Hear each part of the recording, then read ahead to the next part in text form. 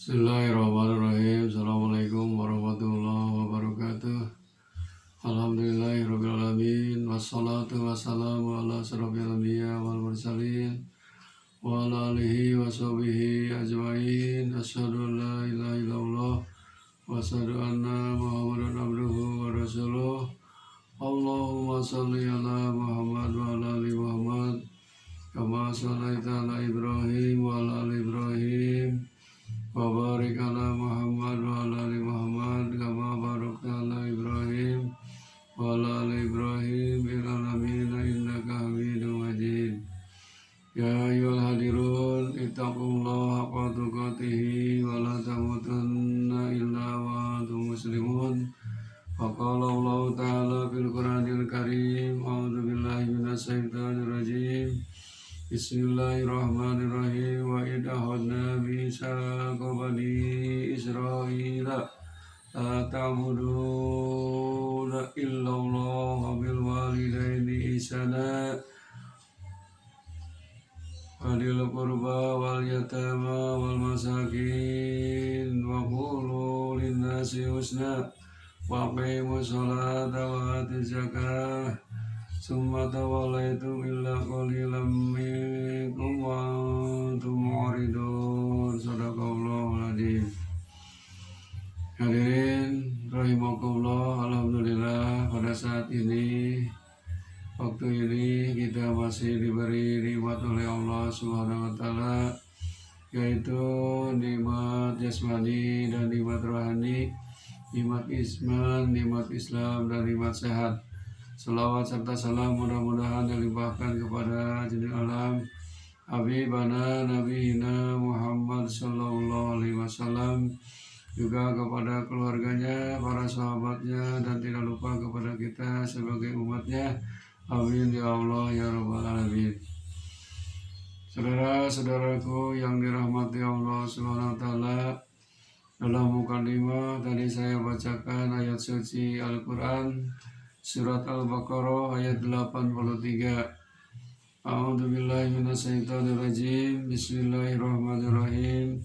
Wa idza akhadna mitsaqa bani Israila la ta'buduna illallah wa bil walidaini ihsana wa dhil qurba wal yatama wal masakini wa qulu lin-nasi husna wa aqimus sholata wa atuz zakah. Summa tawallaitum illa qalilan minkum wa antum mu'ridun. Shadaqallahul adzim. Hadirin rahimakumullah, ayat ini menjelaskan asbabun nuzulnya adalah Bani Israil mengingkari janjinya dengan Allah Subhanahu wa taala. Ini ayat bukan berlaku hanya untuk Bani Israil saja. Ini ayat Al-Quran Surat Al-Baqarah ayat 83 ini berlaku bagi kita semuanya sebagai umat Islam, umat Nabi Muhammad SAW. Karena Al-Quran ini merupakan huda linnasi wa bayyinati minal huda wal furqan. Al-Quran merupakan petunjuk, merupakan penjelasan dan pembeda antara yang benar dengan yang salah. Wa idza akhadna mitsaqa bani Israila, artinya dan ingatlah ketika kami mengambil janji dari Bani Israil, yaitu la ta'buduna illallah, janganlah kamu menyembah selain Allah. Jadi ini perintah Allah Subhanahu wa taala, kita tidak boleh menyembah, beribadah selain kepada Allah. Kenapa? Karena kita disuruh dan ditugasi oleh Allah hidup di dunia ini untuk beribadah. Sebagaimana firman Allah dalam Al-Quran Surah Dariyah, A'udzu billahi minasyaitonir rajim.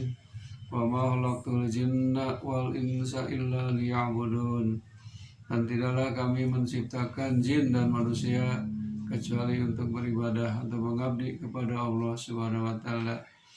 Dikaitkan juga dengan surah Al-Baqarah ayat 21 yang ini secara umum panggilannya A'udzu billahi minasyaitonir rajim. Bismillahirrahmanirrahim. Ya ayyuhan nasu ubudu rabbakumul ladzi khalaqakum walladzina min qablikum la'allakum tattaqun. Sadaqallahul adzim. Wahai sekalian manusia, beribadahlah kepada Rabbu, kepada Tuhanmu yang telah menciptakan kamu dan yang telah menciptakan sebelum kamu. La'allakum tattaqun, agar kalian menjadi orang yang bertakwa. Jadi tujuan ibadah adalah supaya kita menjadi orang yang bertakwa. Ibadah di sini kita disuruh oleh Allah, illallah, kecuali menyembah Allah. Kenapa? Karena kita diciptakan oleh Allah, dikasih hidup oleh Allah, dikasih rezeki oleh Allah, dikasih umur oleh Allah. Bumi dan langit ini milik Allah untuk kita semuanya. Untuk kita gunakan manfaat untuk beribadah, bekal untuk beribadah kepada Allah Subhanahu wa Ta'ala. Yang berhubungan dengan ibadah ini ada yang hablum minallah, ibadah langsung melalui hubungan dengan Allah langsung. Kemudian ibadah yang disebut hablum minanas, ibadah antara sesama manusia, atau yang disebut juga ibadah mahdoh dan ibadah ghair mahdoh. Hadirin yang dimuliakan Allah SWT, patut dan harus kita ibadah hanya kepada Allah.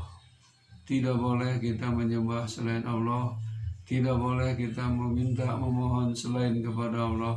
Karena kalau kita menyembah selain Allah berarti kita berbuat dosa besar, yaitu syirik atau musyrik orangnya. Karena orang yang berbuat menyekutukan Allah yang musyrik itu termasuk dosa besar, tidak akan diampuni oleh Allah SWT kecuali bertobat. Hadirin rahimakumullah, perintah yang kedua di dalam ayat itu adalah wabil walidaini ihsana, berbuat baiklah kepada kedua orang tua. Semuanya kita memiliki dan pasti punya ibu dan bapak. Apakah yang masih hidup sekarang, masih hidup di dunia, ataupun yang ada sudah yang meninggal, atau juga mungkin di antara duanya ada yang masih panjang umurnya, ada juga yang sudah meninggal. Mudah-mudahan orang tua kita yang sudah meninggal diampuni dari segala dosanya, dan mudah-mudahan dilapangkan oleh Allah di kuburnya, dan mudah-mudahan mendapatkan rahmat serta maghfirah Allah Subhanahu wa Ta'ala. Kalau yang masih hidup, mudah-mudahan orang tua kita dipanjangkan umurnya, sehat walafiat, amin ya Allah ya rabbal alamin.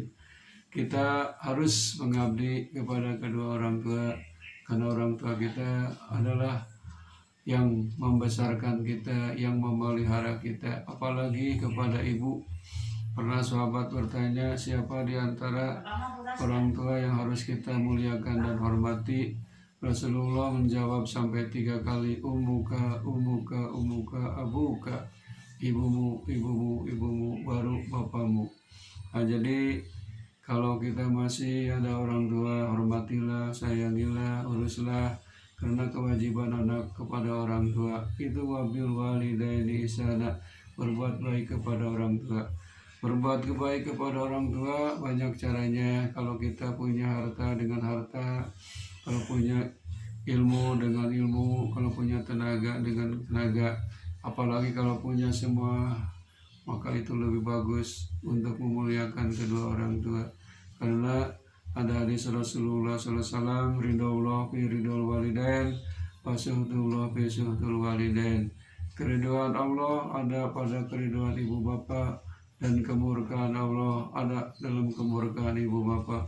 Kalau orang tua ridho, pasti Allah akan ridho. Kalau orang tua murka, pasti Allah akan murka. Untuk itu, marilah kita untuk memuliakan kedua orang tua. Kemudian yang ketiganya, dalil kurba, kita harus berbuat baik kepada kerabat dekat. Di samping kita beribadah kepada Allah, kemudian berbuat baik kepada orang tua, juga harus berbuat baik kepada kerabat dekat kita. kerabat dekat kita itu senasab, seturunan dengan kita. Kalau ke atas adalah bisa uak atau kakek, nenek, dan ke bawahnya bisa bibi, paman, dan lain sebagainya. Makanya kita harus berbuat baik, sering-seringlah bersilaturahim kepada kerabat kedua orang tua, apalagi itu masih saudara senasab. Harus kita dekati, harus saling harga menghargai dan saling silaturahim. Insya Allah kalau kita sering silaturahim dengan kerabat dekat akan mempererat persaudaraan dan akan memanjangkan umur serta dimurahkan rezeki. Yang keempatnya kata Allah Subhanahu wa taala, wal yatama, kita harus berbuat baik kepada anak yatim. Anak yatim itu anak yang sudah meninggal bapaknya, makanya kita harus urus. Kalau kita punya harta, bantu dengan harta. Kalau kita punya ilmu, bantu dengan ilmu, tenaga dengan tenaga.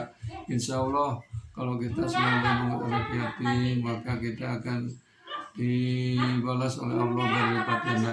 Masakin, dan kemudian kita harus berbuat baik kepada orang-orang miskin.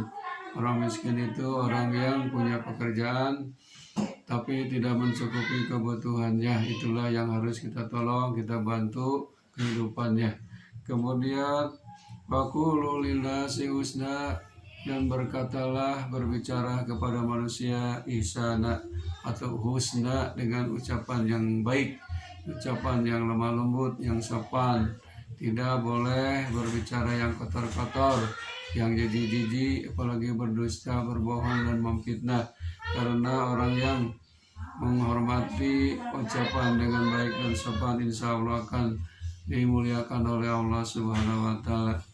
Makanya kalau kita tidak bisa berbicara baik, kata Rasulullah SAW, falyakul khairan aw liyasmut, kalau tidak bisa berbicara baik, yasmut, lebih baik diam saja. Waqimus shalah, dan dirikanlah sholat. Ini khusus sholat yang 5 waktu, Zuhur, Asar, Maghrib, Isya, tidak boleh ditinggalkan karena ini merupakan hablum minallah, hubungan kita dengan Allah SWT. Wa atu zakat, dan keluarkanlah zakat kalau kita mampu, keluarkan zakat.